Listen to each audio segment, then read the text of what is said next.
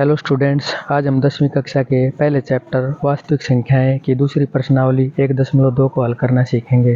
Questions मैंने पहले ही solve कर लिए थे ताकि वीडियो ज़्यादा लंबा ना बने और कम समय में ज़्यादा काम हो सके।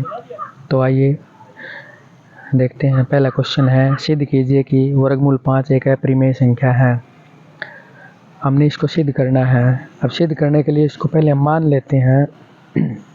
माना वर्गमूल 5 एक परिमेय संख्या है। अगर ये परिमेय संख्या है तो ये a/b के रूप की होगी, जहाँ पर a और b सहभाज्य संख्याएं। सहभाज्य संख्याएं कौन सी होती हैं? जिनका आपस में एक के अलावा कोई भी सारों गुणनखंड नहीं होता है, यानी एक के अलावा ये किसी भी और दूसरी संख्या से भाग नहीं होती हैं। तो दोनों तरफ हम यहाँ पे अब इनका वर्ग कर देते हैं। दोनों तरफ वर्ग करने के बाद 5 बराबर a की 2/b की 2 आ जाता है। क्रॉस मल्टीप्लाई कर देते हैं यहाँ पे आर पार गुणा a की 2 बराबर 5 b की 2। ये समीकरण नंबर 1 मान लेते हैं हम। अब 5 है जो इस साइड में आता है तो ये a की 2 को भाग करेगा। अगर 5 a की 2 को भाग करेगा तो 5 a को भी भाग करेगा। अगर 5 a को भाग कर रहा है तो इसका मतलब ये हुआ कि 5 है a का एक गुणनखंड जरूर होगा। यानी जब हम अगर एक गुणनखंड करते हैं तो उनमें 5 जरूर होगा। तो ये मान लो a बराबर 5c, इसको 3 नंबर समीकरण मान लेते हैं हम। समीकरण नंबर 1 और 3 से, यानी a का मान समीकरण नंबर 3 से हम समीकरण नंबर 1 में रख देते हैं। 5c की 2 बराबर 5b की 2 आ जाता है। इसको जब हम ब्रैकेट को खोल के इसको हल करते हैं तो 25c की 2 बराबर 5b की 2 और 5 दोनों साइड में 5 6 भाग करने के बाद आ जाता है 5c की 2 बराबर b की 2। अब जो पहले हमने पहले समीकरण के साथ किया था सेम इसी कंडीशन में दूसरे समीकरण के साथ भी करेंगे। तो 5 है b की 2 को भाग करेगा। अगर 5 b की 2 को भाग कर रहा था 5 b को भी भाग करेगा। अब हमने समीकरण नंबर जो 2 माना था 5 a को भाग करेगा। यहाँ पे 4 नंबर समीकरण हमने ये मान लेते 5 b को भाग करेगा। दोनों 2 और 4 समीकरण से हमें क्या पता चल रहा है कि 5 a को भी भाग कर रहा है और b को भी भाग कर रहा है दोनों समीकरणों से। परंतु a और b सहभाज्य संख्याएं हैं, यानी एक के अलावा इनका कोई सारों गुणनखंड है नहीं। और यहाँ पे हमने सिद्ध कर दिया है कि 5 a और b को दोनों को भाग कर रहा है। इसका मतलब क्या? हमारी कल्पना गलत है। कल्पना कौन सी गलत है? कि हमने इसको माना था कि वर्गमूल 5 एक परिमेय संख्या है। ये कल्पना की थी हमने। अतः अगर ये कल्पना हमारी गलत है तो वर्गमूल 5 अपरिमेय संख्या है। बच गई, क्योंकि परिमेय सिद्ध हम कर नहीं सके तो वर्गमूल 5 बच गई है। अब इसका दूसरा क्वेश्चन है, सिद्ध कीजिए कि 3 जमा 2 वर्गमूल 5 एक अपरिमेय संख्या है। जैसे हमने पहला क्वेश्चन किया था सेम उसी कंडीशन में हम यहाँ पे भी थोड़ा चलेंगे। तो माना 3 जमा 2 वर्गमूल 5 एक परिमेय संख्या है। अगर परिमेय संख्या है तो ये भी a/b के रूप की होगी, यानी अंश बटे हर के रूप में हम इसको लिख लेते हैं, जहाँ पर a और b सहभाज्य संख्याएं हैं। और यहाँ पे जो 3 है, 3 को जब दूसरी साइड में हम ले जाएंगे तो ये घट जाएगा। जमा वाली संख्या जब हम साइड बदलते हैं तो वो घट जाती है, घटा वाली संख्या दूसरी साइड में जाके जुड़ जाती है, गुणा वाली भाग हो जाती है, भाग वाली गुणा हो जाती है। और ये जाके घट जाने के बाद में इसका हम लघुत्तम ले लेते हैं। लघुत्तम लेने के बाद में ये आ गया a घटा 3b/b बराबर 2 वर्गमूल 5। और 2 गुणा में है, गुणा वाली संख्या दूसरी साइड में आ गई, भाग में आ गई, तो a घटा 3b/2b वर्गमूल 5 के बराबर आ गए यहाँ पे। अब देखो a और b संख्याएं हैं, सहभाज्य संख्याएं, हमने इनको माना है। और सहभाज्य संख्याओं के साथ में जो भी संक्रियाएं होती हैं जोड़ घटा गुणा भाग की, उनके साथ होके वो परिमेय संख्याएं बनती हैं।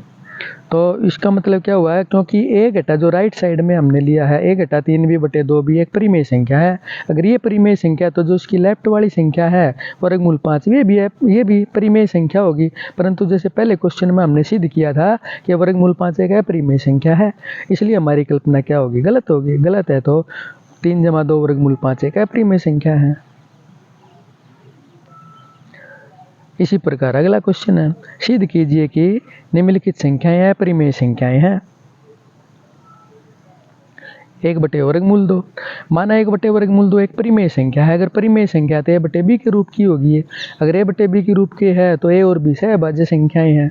सहभाज्य संख्याएं हैं और इसको हमें यहाँ पे वर्गमूल 2 बराबर b बटे a आ जाता है।